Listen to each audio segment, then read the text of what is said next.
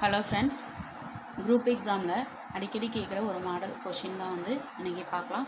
கொடுக்கப்பட்ட இரு எண்களின் 96 மற்றும் 404 மீ போ வா 4 எனில் இவ்விரு எண்களின் மீ போ மா மதிப்பு காண்க அப்படின்னு கேட்டிருக்காங்க.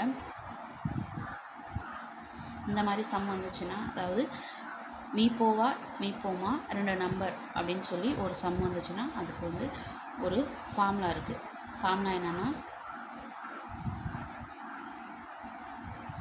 இரு எண்களின் பெருக்கற்பலன்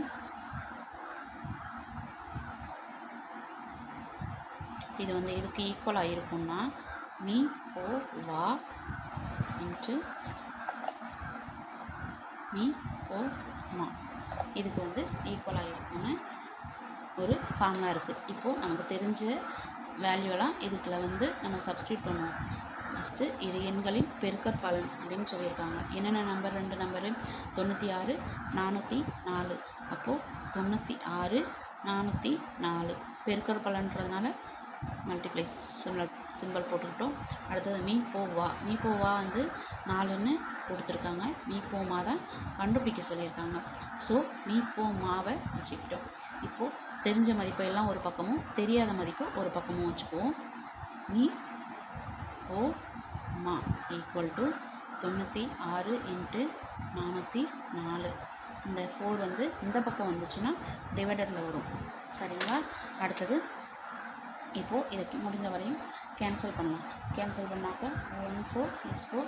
இங்கே 9ல் 2 இருக்கும். அடுத்தது 1 16ல் 4. ஓகேவா? இப்போது இது ரெண்டுத்தையும் பெருக்கி போட்டால் அதுதான் என்னது? மீ போமா. ஓகேங்களா? 404 இன்ட்டு 24.